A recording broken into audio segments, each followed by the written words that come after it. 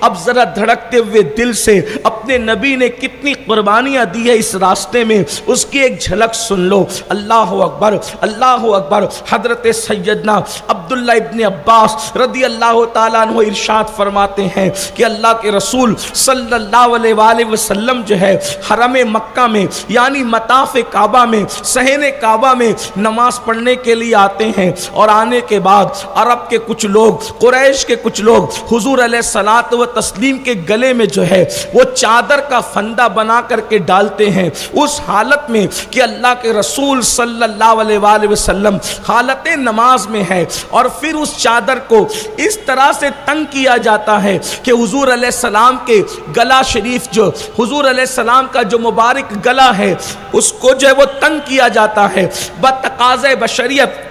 باہر کی سانس باہر کی طرف اور اندر کی سانس اندر کی طرف رک جاتی ہے۔ اللہ اکبر، یہ کیفیت ہوتی ہے۔ ذرا سوچو تو صحیح، ہندوستان کے اس ماحول میں اگر ہم لوگ ایئرپورٹ پر یا جو ہے وہ ریلوے اسٹیشن پر نماز پڑھ رہے ہوں تو ہندوستان کے ہمارے جو برادران وطن ہیں جو مسلمان نہیں ہیں، اگر کوئی آگے سے گزرتا ہے تو اس کو کہتے ہیں دیکھنا نہیں کہ یہ نماز پڑھ رہے ہیں، یعنی کہ ہمارے ملک میں نماز پڑھنے والے کو ابھی بھی عزت کی نگاہ سے دیکھا جاتا ہے۔ چند سیاسی لوگ اگر سیاست چمکانے کے لیے کچھ بات کریں تو ایک الگ بات ہے، لیکن ابھی بھی ہمارے ملک بھارت کی اکثریت نماز پڑھنے والے کو عزت کی نگاہ سے دیکھتی ہے۔ مگر اللہ اکبر، ذرا تصور میں لائیں اور ذرا غور کریں، سوچیں، اللہ کے حبیب صلی اللہ علیہ وآلہ وسلم نماز کی حالت میں ہے، گلے میں چادر ڈال کر کے اس کو تنگ کیا جا رہا ہے، گویا کہ گلے کو پھانسنے کی اور پھانسی دینے کی کوشش کی جا رہی ہے۔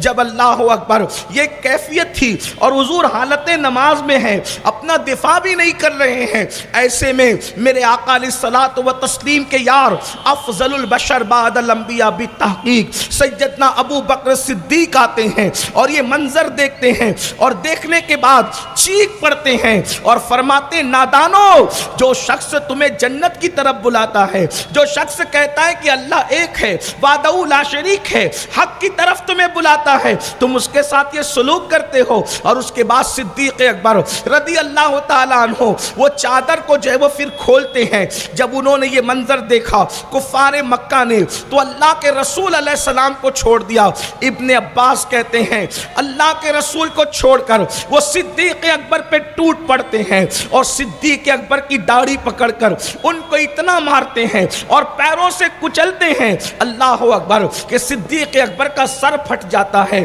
یہاں پر آگے بڑھ کر میں اپنے نوجوانوں سے ایک بات یہ بھی کہتا ہوں، آج جب کربلا بیان ہوتا ہے یا ماہ محرم میں جو ہے وہ تذکرے کیے جاتے ہیں تو بہت سارے لوگ پتہ نہیں کس نیت سے صحابہ کرام کے حوالے سے ان کی غلط شبیہ پیش کرنے کی کوشش کی جاتی ہے۔ یاد رکھنا، آج ہم 1450 سال یا 1400 سال کے بعد پیدا ہوئے ہیں، ہم نے دین کے لیے کیا کیا، اللہ کے رسول کے لیے کیا کیا، لیکن یہ اصحاب رسول ہیں، حضور کے صحابہ ہیں جنہوں نے اللہ کے رسول کے ساتھ ساتھ قربانی دی۔ اور جہاں تک سیدنا صدیق اکبر کا معاملہ ہے، ابو بکر صدیق رضی اللہ تعالیٰ عنہ، تو ان کی قربانیوں کا حال یہ ہے، اللہ کے رسول صلی اللہ علیہ وسلم فرماتے ہیں کہ جس نے اسلام پر احسان کیا سب کے احسان کا بدلہ